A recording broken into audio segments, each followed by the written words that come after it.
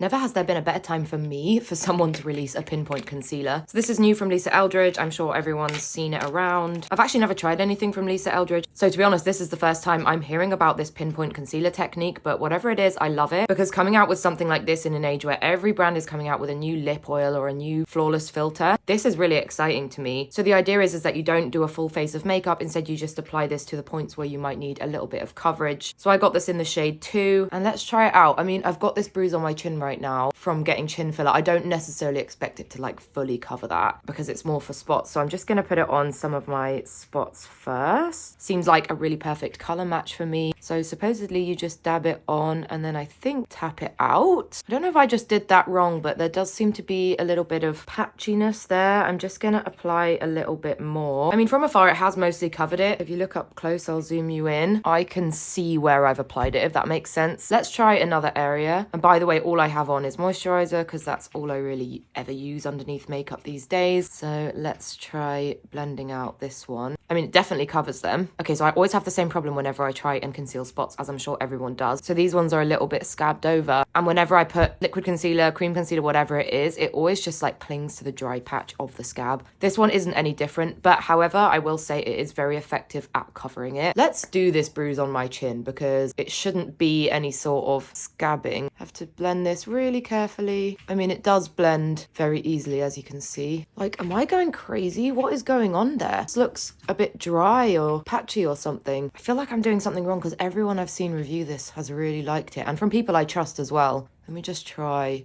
blending it a little bit more thoroughly. Okay, again, it has covered it mostly, but I just don't like the way it's sitting there. Let me just give this one more chance. I'm just going to apply it in where I get redness and where I just need the tiniest little bit of concealing, and maybe under my eyes as well. Okay, that is it applied mostly just to this side of my face. Does this side of my face look more even than this side, a little bit brightened? I would say yes. It is incredibly easy to use. Like, I love the concept of just drawing it in, patting it out where you need it. And I do think overall it's been effective. It doesn't look like I'm wearing any makeup. However, when you come in close, it just seems to be drying up and sort of flaking up for me wherever I've applied it. I mean, in some areas it's sort of fine, but especially sort of under my eyes and then obviously on my chin and the spots. So yeah, not sure where to stand on this one. Really want to like it because I love the concept and I love that a brand is coming out with something original. But at the same time, I don't know if I can fully recommend it for dry skin people if it does cling to dry patches that easily. I'll maybe have to give this another go in the summer or when my skin is slightly less dry. But for now, let me know what you think and let me know if there's a way that I can make this work better for me because I really want to. And thanks for watching.